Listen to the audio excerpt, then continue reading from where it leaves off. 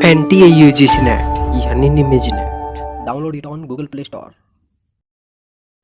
Subscribe कीजिए हमारे YouTube channel को और दबाइए बेल आइकन ताकि आप पास के हमारी आने वाली वीडियो बढ़े आसानी से। सब्सक्राइब कीजिए हमारे YouTube चैनल को और दबाइए बेल आइकन ताकि आप पास के हमारी आने वाली वीडियो बढ़े आसानी से। हेलो नमस्कार दोस्तों, मेरा नाम रोहतास निमी है और आप सभी का स्वागत हमारे यूट्यूब चैनल निमिजी नेट पर। दोस्तों आज हम हायर एजुकेशन का टॉपिक करने वाले हैं। देखिए पहले इसमें 2 से 3 क्वेश्चन आते थे और अब की बार इसमें कितने क्वेश्चन आएंगे वो हम अच्छे से नहीं कह सकते, क्योंकि पहले क्या था कि हायर एजुकेशन के साथ में पॉलिटी का टॉपिक भी ऐड था। लेकिन ऐड तो अभी भी है वो, और दिसंबर 2018 में और जून 2019 के अंदर पॉलिटी से क्वेश्चन बहुत कम आए थे, ना के बराबर क्वेश्चन आए थे।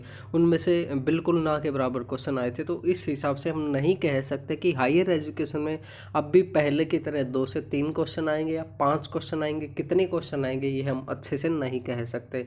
हाँ, लेकिन हायर एजुकेशन में अब की बार कुछ टॉपिक ऐड हुए हैं नए सिलेबस के अंदर, तो हमें इन सभी टॉपिक को करना बहुत ज़्यादा ज़रूरी है। तो आज की इस वीडियो में दोस्तों हम प्राचीन भारत में शिक्षा और अंग्रेज़ों के टाइम में किस तरह से हमारी शिक्षा होती थी उसके बारे में चर्चा करेंगे। तो इस वीडियो को आप पूरा देखना और ध्यान से देखना।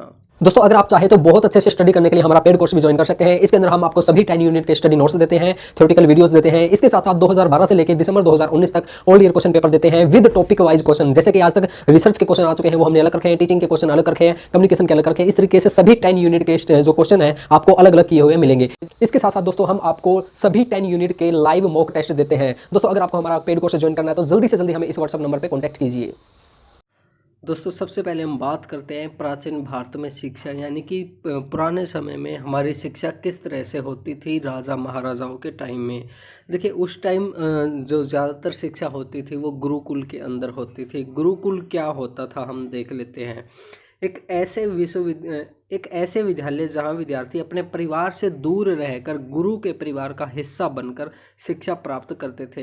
दोस्तों पहले क्या होता था कि जो बच्चे थे वो जो टीचर है उसी के पास में रहते थे। गुरुकुल होता था, एक जैसे विद्यालय कह सकते हैं हम, वहीं पे वो रहते थे। वहीं खाते पीते उठते बैठते सोते जागते सब कुछ वो वहीं पे करते थे और वहाँ पे अपनी शिक्षा ग्रहण करते थे। और वहाँ पे क्या था दोस्तों, वो लोग क्या है कि 10-10 साल 8-8 साल पता नहीं कितने कितने साल वहाँ पे रहते थे अपनी शिक्षा के अनुसार। और आज के टाइम में देखें तो उनको हॉस्टल हम मान लेते हैं, हॉस्टल में रहते लोग, कॉलेज वगैरह में रह के वहीं स्टडी करते हैं। लेकिन उनकी शिक्षा में और आज की जो शिक्षा है वो काफ़ी डिफरेंस है। आज के टाइम में टेक्नोलॉजी आ गई है और इसमें देखिए इसमें और क्या है, भारत के प्राचीन इतिहास में ऐसे विश्वविद्यालय का बहुत महत्व था। प्रसिद्ध आचार्यों के गुरुकुल में पढ़े हुए छात्रों का सब जगह बहुत सम्मान होता था। यहाँ पे आप पढ़ सकते हैं दोस्तों क्या था, कैसे था और किन किन ने शिक्षा ली।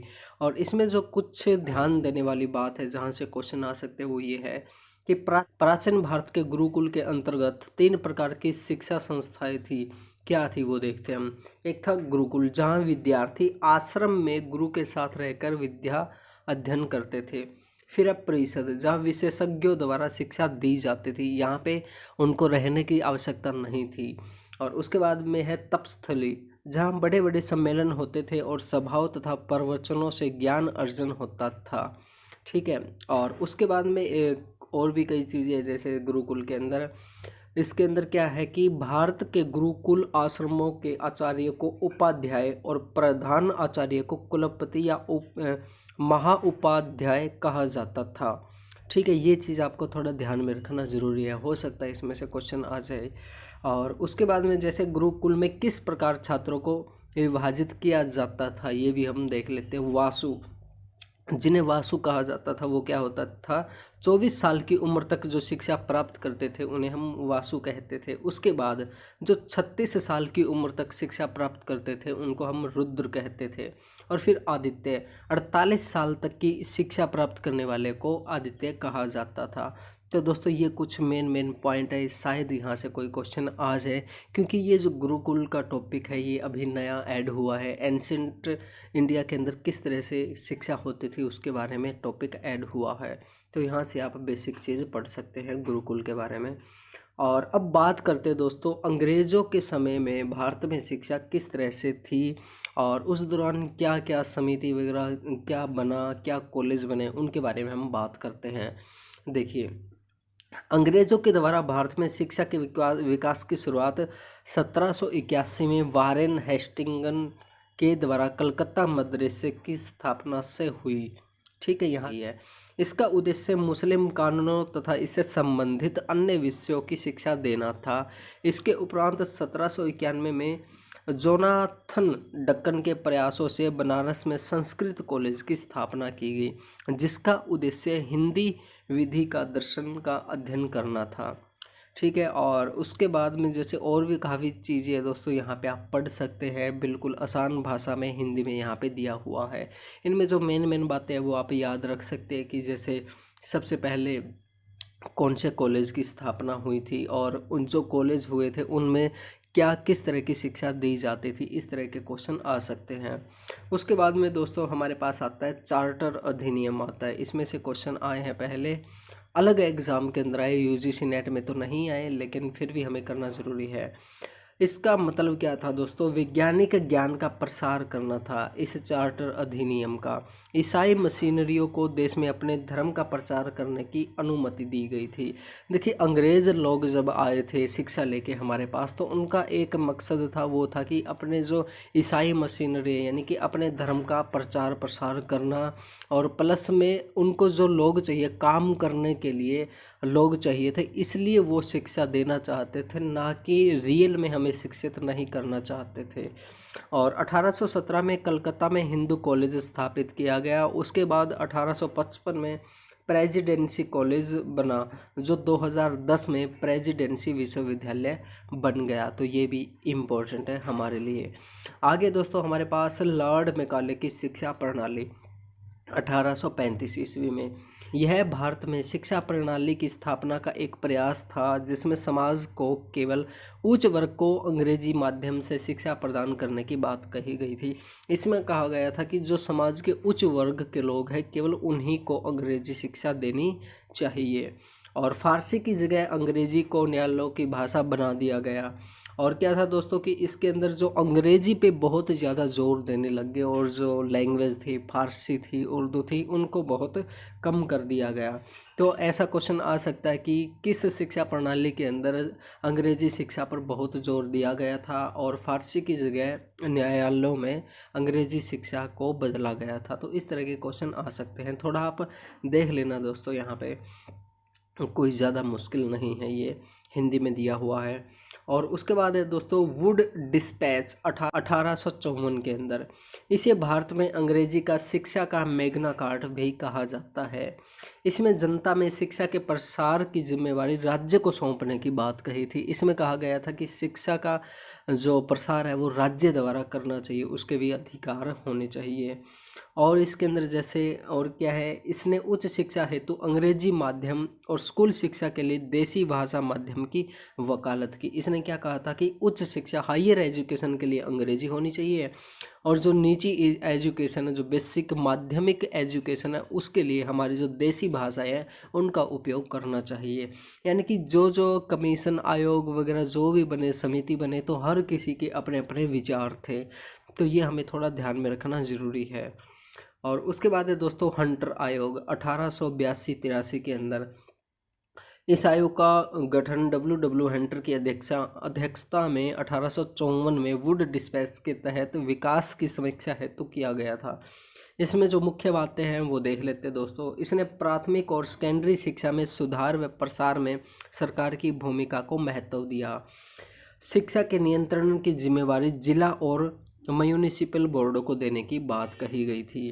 तो यहाँ पे ये एक दो बातें हैं, इम्पोर्टेंट है इसके अंदर। और उसके बाद में दोस्तों सैंडलर आयोग।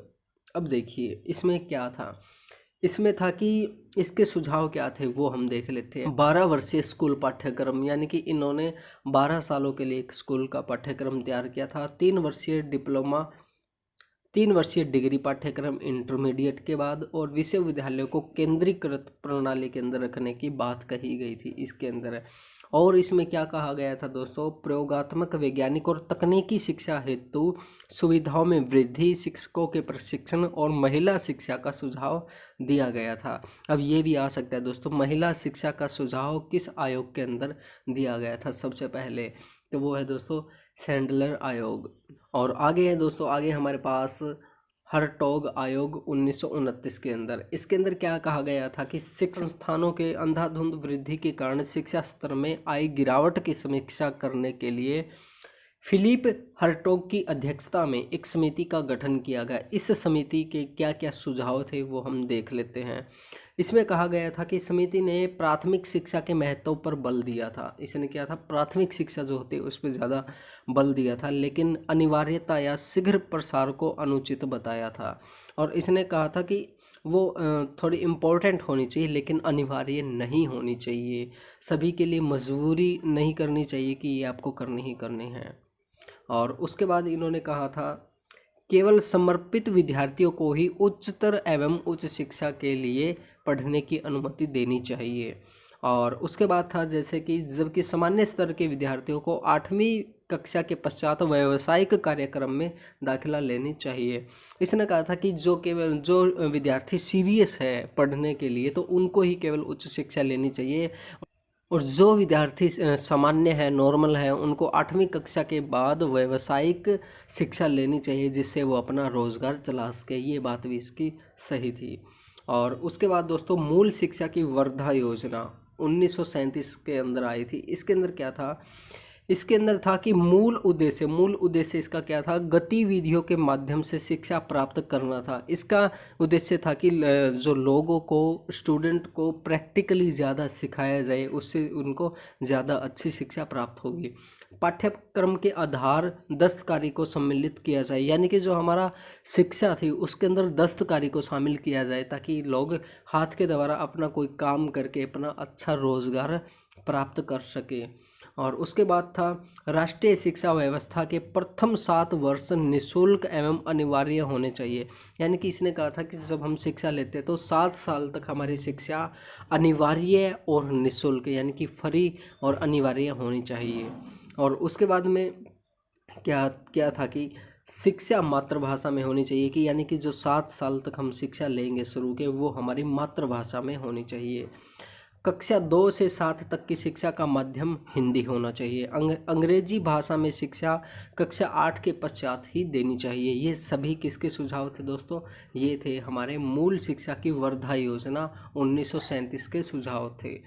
और उसके बाद में जैसे इसके अंदर प्रवेश के नियम अत्यंत कठोर होने चाहिए। किस में होने चाहिए, विश्वविद्यालय शिक्षा में सुधार के लिए विश्वविद्यालय प्रवेश के नियम अत्यंत कठोर होने चाहिए। यहाँ पे हम देख सकते हैं दोस्तों विश्वविद्यालयों में एडमिशन लेने की जो प्रक्रिया थी वो कहीं ना कहीं कठोर होती हुई जा रही थी। हमने 2-3 बार ये चीज़ पढ़ ली है।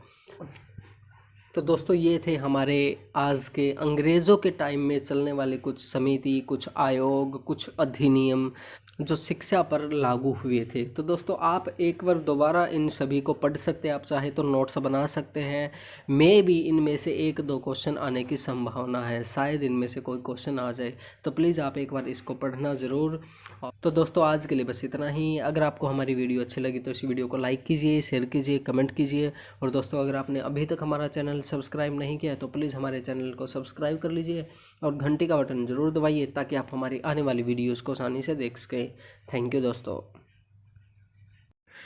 आज के लिए बस इतना ही। अगर आपको हमारी वीडियो अच्छी लगी तो इस वीडियो को लाइक कीजिए, शेयर कीजिए, कमेंट कीजिए। और दोस्तों अगर आपने अभी तक हमारा चैनल सब्सक्राइब नहीं किया तो प्लीज़ हमारे चैनल को सब्सक्राइब कीजिए और घंटे का बटन ज़रूर दबाइए ताकि आप हमारी आने वाली वीडियोज़ को आसानी से देख सकें। थैंक यू दोस्तों। NTA UGC नेट यानी निमिज net app, complete study notes, live mock test for paper first and second, old year question paper 2012 से लेकर दिसंबर 2019 तक for paper first and second. Download it on Google Play Store, link given in video description box.